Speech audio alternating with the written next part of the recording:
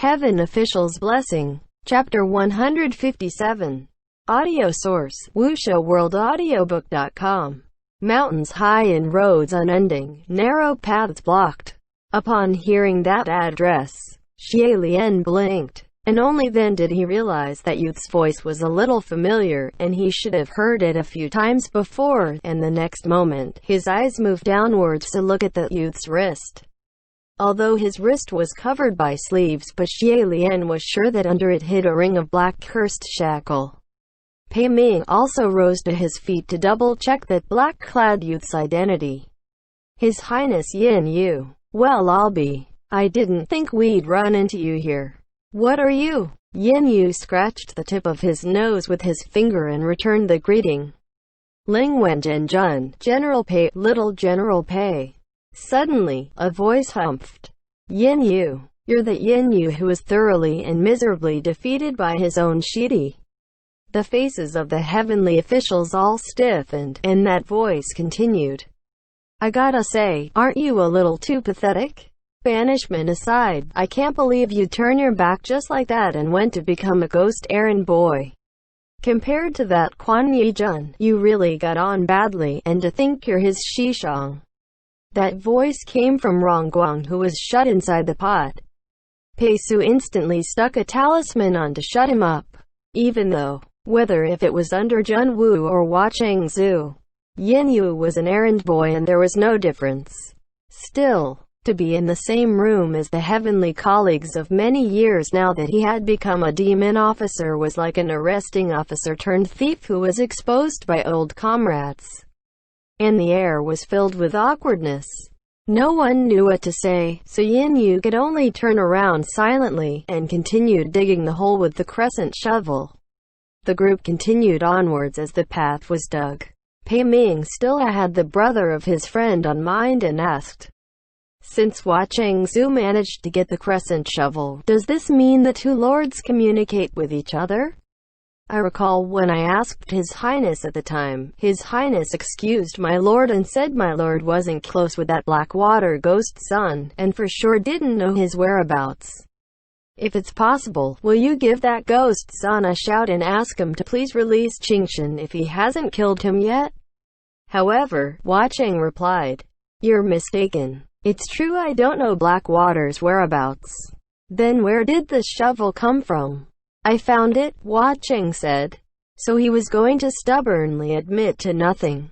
What do? No one could do anything to him, and under the current circumstances everyone depended on him too, so Pei Ming could only snort.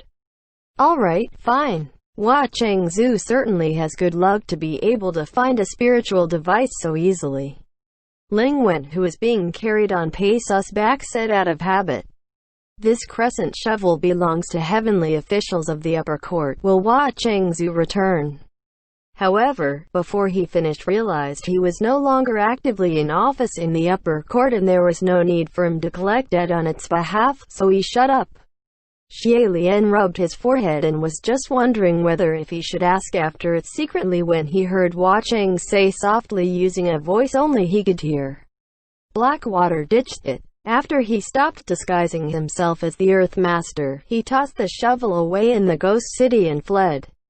Before coming to Mao Tonglu, I thought it might be useful so I sent for someone to grab it. I see, Xie Lian replied. And here I thought I could find out Lord Windmaster's whereabouts. This crescent shovel is perfect for dealing with the mountain spirits. San Lang really does think of everything. It's only because I've gained experience from being suffocatingly chased by those mountain spirits the last time, that's all, Hua Cheng replied. Xie Lian tried in spite of himself to imagine Hua Cheng who entered Mount Tonglu for the first time charging through obstacles like a novice. Just then, a few small balls of tiny silver light suddenly lit up, and it was those deathly spirit butterflies who were shimmering in the darkness becoming guiding lights. Xie Lian hovered a palm under a small silver butterfly and looked upwards. Just what is this mountain spirit? Why do they attack us? It's hard to say what it is, Hua Cheng replied. When I first came, they've already existed for a long time. But it's not that they were attacking us specifically. They will try to stop anyone who wants to enter Mount Tonglu, and if they can't stop them, they will attack. Attacking indiscriminately. Xie Lian wondered. If you think about it, their purpose is exactly the same as ours. Lord Rainmaster and His Highness Qi Ying are both here in Mount Tonglu. I hope nothing will happen to them. Yin Yu had been diligently digging and opening the path, but when he heard Quan Yizhen's name, his action seemed to have faltered for a moment. Xie Lian noticed and glanced at him, recalling before when he wore a mask, he had met Quan Yizhen. Only at the time, Yin Yu had appeared like he didn't know Quan Yizhen at all. If Quan Yizhen had known it was his Shishang standing before him, what would have happened? Ling Wen raised his head with difficulty. Your Highness Yin Yu, have you seen His Highness Qi Ying? He's come to my Ling Wen palace many times to have me help him look for you. Yin Yu stammered for a second. Ah, really? Really, Ling Wen said. When you first ascended, he came almost once a day. Later, there was never any news, so he came once every 3 days, then once every month. Until just recently, he'd come at least once a year. He'd always felt there was a misunderstanding between you in regards to the Brocade Immortal affair and wanted to hear your side of the story, so he could explain it to others. Yet, there was never any sign of you nor any communication. Yin Yu fell silent and only heaved a sigh, refocusing on digging with renewed vigor. He doesn't want to talk about it anymore. Xie Lian thought. Ling Wen was also a perceptive individual and could tell too, so he didn't say any more either, leaving Yin Yu to concentrate on opening the path. An unknown amount of time had passed before Yin Yu spoke up. Chang Zhu, Your Highness, we've already dug about 30 miles. Do we continue? That crescent shovel worked its magic like the winds and progressed through the ground as if it was cutting tofu, leaving not a single mound of shredded earth behind. Since the group of them ran like they were fleeing, they moved faster than when they were above ground, and in the blink of an eye they actually ran for 30 miles. Xie Lian noticed that Yin Yu also included him in the question and was confused, replying gently. You don't need to ask me.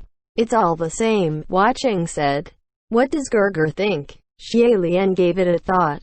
Since we were almost out of the valley by the time the mountain spirits came crushing, 30 miles should be far enough. Air underground isn't sufficient. If we keep going down here we might get dizzy, so let's start digging upwards. Yin Yu acknowledged. Yes, sir. And instantly changed directions, digging in a slant upwards, even erecting beautiful mud stairs as he went. This man really is outstanding as an assistant. Hands fast and competent, and not a single excessive word.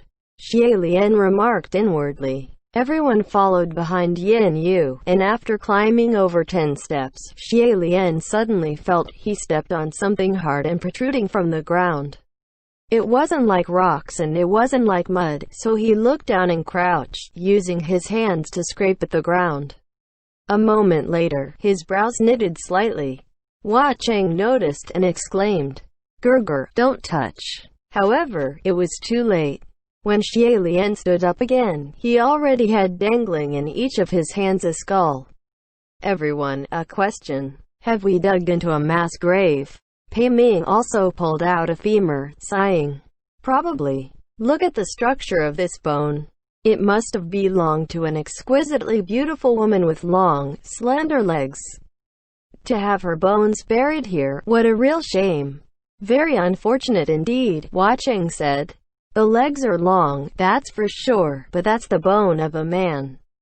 Once Pei Ming heard it didn't belong to a woman, he lost interest and tossed that femur away. Hua Cheng added, to say more accurately, it's the bones of a man who's deformed after turning into a ghost, so there must be corpse poison on it. Pei Ming opened his palms, and sure enough, areas where his hands touched the bone now oozed green corpse aura. Can you manage to keep your hands to yourself? Can you? Ling Wen berated. Corpse poison won't do any harm. Jen Errol is a heavenly official. It'll be fine after a while, Pei Su said. Truthfully, that femur wasn't just slender, it was also rather sturdy. It was robust and light when swung, so Pei Ming picked it back up, wrapping the end tip with the cloth to hold it, looking like he planned on using it as a weapon. Your Highness, how come you're fine holding those two heads? Xie Lian gently put down the two skulls and showed his hands to the others. Turns out, his palms were also radiating green, but that green was rapidly fading.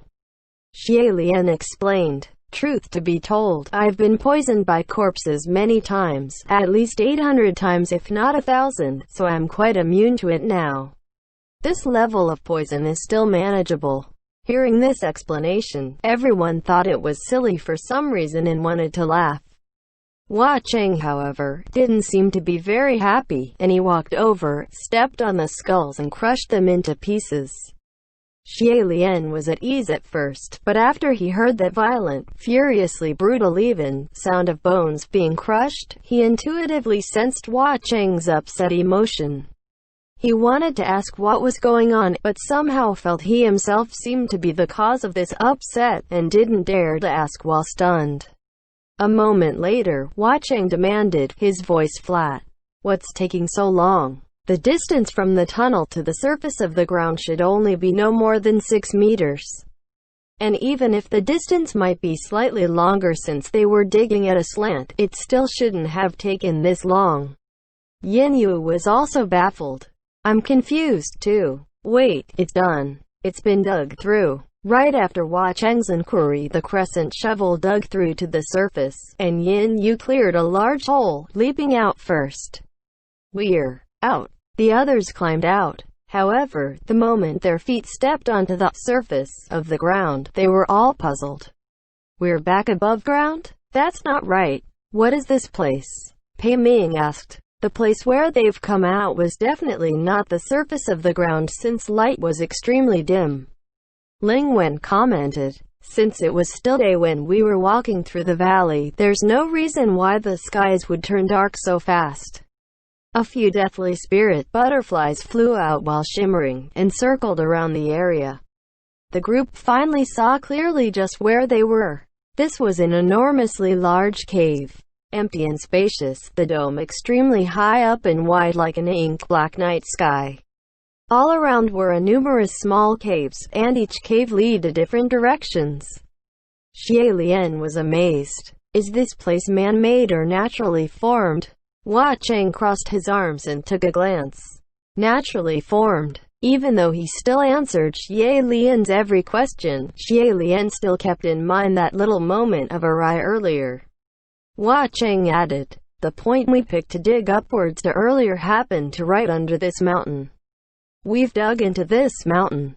Xie Lian nodded. I see. Then let's hurry and find the exit.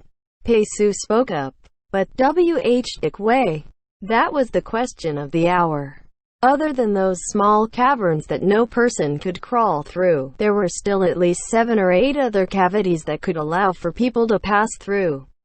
Xie Lian hugged his arms and contemplated, and Pei Su said, break up into groups. It's the fastest way. Xie Lian dropped his arms. No, breaking up is the worst thing to do in this situation. If there should be anything hiding in the shadows, then it'd be too easy to ambush us. I'd rather take time to find the right path than divide our powers. Pei Ming held that new weapon made of femur in his hand, seeming to have gotten addicted to swinging it, and spoke as he swung it. Then let's move together. Let's go this way first.